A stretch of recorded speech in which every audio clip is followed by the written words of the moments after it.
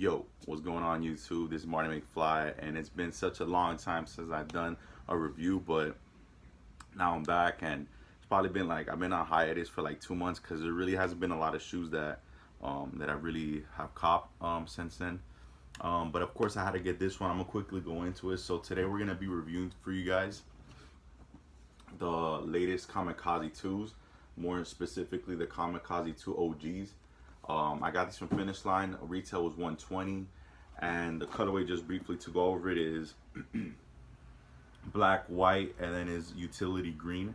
So for those of you that don't know, Reebok came back out with the Seattle Supersonic colorway of the Kamikaze 2s, which personally these are my favorite of all time of all the Kamikazes, even the Kamikaze ones. And I personally think this is Shawn Kemp's best shoe, period. Like, I'm not just saying like the actual like silhouette, but I'm saying colorway, like everything. This one to me is like my second favorite Reebok shoe of all time. First one I've told you guys in videos is the Shacknosis, the OGs, the black and white colorway. And I'm just glad that Reebok re-released this colorway, because I actually made a video a couple videos ago about me actually picking up the 2013 or 2015 pair. I forgot what year they came out, when they first re-retroed. And I'm just glad that Reebok finally released them again. This would be the second time they retroed, the third time they released in general. And guys, I have to be honest with you, man, like I've been saying in many Reebok videos, I'm just glad that Reebok has been retroing their shoes this year, because every retro has been a really quality retro, in my opinion. I think they've done the best that they can, you know, with what they have, you know, whether it be the shape of the shoe or the materials used. You know, I just personally think Reebok has really done an amazing job. And for those of you that don't know, like I just said, they actually retro for the first time 2013 or 2015, when Reebok was, having their comeback, which, you know, a lot of, even Reebok signed a bunch of rappers like Rick Ross, Tyga, Swiss Beats, you know, a lot of people like that. And they had the quote, the famous quote, "The Reebok's back," you know. And actually, I want to do a comparison with the one that released that year, which is actually this one. If you look at it right now from face value, you'll probably be like, "Yo, like, there's no difference." And that's why I have to commend Reebok, because there's really, it really is almost, I guess you can say, like a carbon copy almost. But there are differences, and some big ones. So I'm gonna just get straight into it. First, I just want to show you guys the back tabs. For the most part, the back tabs, they kept it true. There's really no difference aside. The only thing that is actually different is the color. And that even goes with the paint, the color that's on the paint, on the midsoles. The new retro, the green is actually more vibrant, so I'm assuming it's because of that the utility green that they use this time. This one, I'm not sure what green they use for this one. Actually, hold up, I'm gonna look it up, because I actually do have the box of the last release. This is actually the release of the last box.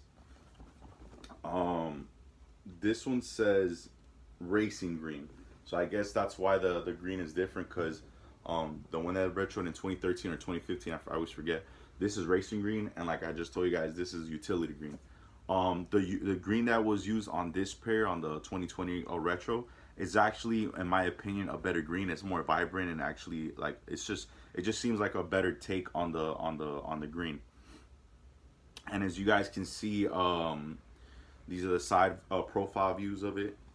I don't know if you guys know, but I actually said that in the black and white colorway video, the one that they first retroed of this year. I said that I don't really like, I like comparing both retros, like the 2013 versus the 2020. I prefer the 2013 retro. The 2020 is not a bad shape. You guys can't see it unless it's actually in your hands. But overall, like, if you actually, like, I wouldn't be able to do it. But if you actually, like, put them side to side like that, like, Reebok, I guess, is doing what Jordan Brand is doing lately, which is that the new retros, some of them, they're slimming the shoe down, like the silhouette. Like the best way to explain it is that they have more like a banana curve. I don't know how to explain it to you. Like, it's more skinny. I don't know if that makes sense, but If you guys have the shoes in hand, you know what I'm talking about. So that's one thing that I actually prefer over the older retros is the actual shape overall of the shoe. What I will say though is that I prefer the toe cap of the 2020 versus the 2013 or slash 2015, because if you look, you can clearly see right there that this one right here, sorry my sweater is black, so this one right here, which is the 2020 on top and the 2013 being the bottom, you can clearly see that is a bulky toe on the bottom ones, which is the older retro, and then the 2020 is more of a slim toe. So that's something that's actually more commendable, or just better overall in the new retro. And then you can see the biggest difference that you're gonna see is actually on the tongues, which I personally don't like on the new retros. That they actually, if you guys look, the outer trim is actually where it's supposed to be leather, is a new book and is black, and then here where you can see is actually white and it's leather. I'm gonna put it more closer so you guys can see. And while I'm at the tongue, you could actually see that the Reebok, the vector logo, and then the actual Reebok wording, they're pretty much similar, but you can see that at the older retros, they have the copyrighted signs, you know, the little R's. So I actually like that the 2020 actually has a cleaner look with without having the R's on the logo. Another difference that you guys can't see it, but I can, is actually the laces. Not a big deal, but me personally, I prefer the older retro laces because they're more of a thicker cotton. The 2020 retro looks like the cotton is like more skinny and it looks more flimsy. But that's not a big deal. They're just laces. The inside, they're pretty much the same thing. You guys can't see it. I think it's just too dark. Yeah, you're not gonna be able to see it. But they both have this dark green Reebok sign inside the insoles. There's really not a big deal. It's not a big deal, and it's not a big difference. Now the other difference, I don't know if you guys are gonna be able to catch it, is actually the paint job on the midsoles.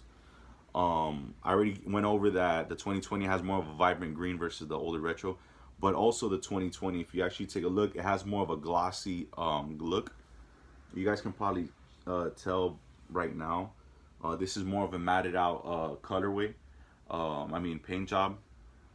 And like I said, the new retro is more of a glossy. And then another difference, the bottoms. From what I remember, I believe that the 2020 retro is more true to the OG, because the OG has the white mid part of the outer sole here, and as you can see, the older retro is black. So you guys can clearly see right there that that's a difference too. And as far as the reds go, I mean, I think they're pretty much the same. It's just that maybe because this one has been worn, because these are worn, the red looks a little more dull, but that's probably more because of age and also because of wear. But the reds are pretty much similar. The green is different, but I already went over that. The hexalights are different. You guys are not gonna be able to probably tell, but the hexalights on the new retros, it has black honeycombs with the clear insides, and then the older retro seems to have more of a just clear hexalite overall. And from what I've been hearing and told, is that the hexalights that they're actually using now are actually better than these. And now they actually use ortholite insoles for the actual shoes. And the other biggest difference, which you guys probably won't be able to see, I'm gonna try my best to try to show it to you guys, but it's actually my favorite part of the differences, which is actually that they went back to using genuine leather. I don't think you guys are gonna be able to see, but as I press this, there's actually wrinkles. I don't know how well you're gonna be able to see that because my lighting in my room sucks right now. I'm sorry, guys, but trust me when I tell you that the quality of the leather is better on the new retros. They actually use genuine leather, and it's actually, you know, it's nice. Like, it's not anything crazy, but it is decent. And again, I just prefer it versus the 2013 pair or 2014, the 2015. Personally, the leather here is really garbage. Is cheap plastic McDonald's leather. So yeah, these right here, obviously the leather, I mean, it does not compare nowhere near to the 2020. So overall, guys, I'm just gonna be real with you. If you have a dead stock pair of the last retro, there's no need for you guys to get this one. I'm just being honest. You know, I thought there was gonna be like a huge difference, but each pair like has their ups and their downs. Like each one has their differences. Like which some Some things I prefer on the older retro, some things I just prefer on the new retro. But overall, these are my second favorite Reeboks of all time. So of course I had to get another pair, and I'm most likely gonna probably double up on the 2020 pair. For right now, I'm not sure if I will.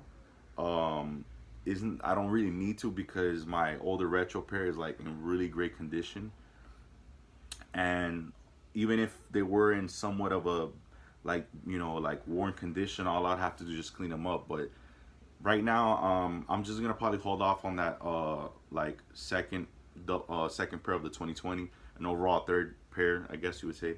But I will eventually get it if it goes on sale.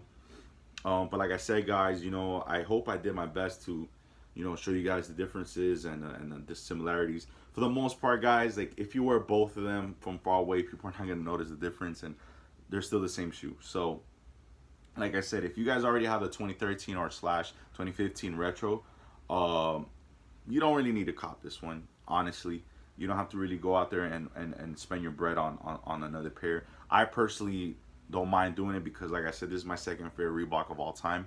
The colorway and silhouette put together. So, of course, to me, it was an automatic cop. Again, there's really no other differences that I can point out. Everything else is pretty much spot on. I have to give it to Reebok. Like I said, they've really been doing their thing with these retros, and I love it. Again, pretty decent retro, retail 120. You can't really go wrong with it, and I'm going over the limit of the video. So guys, I'm gonna end it right there. So guys, for those that checked the video out, I want to thank you, and I just want to let you guys know that Jesus loves you guys. Thank you for watching my videos, and always remember to keep the main thing the main thing. Peace.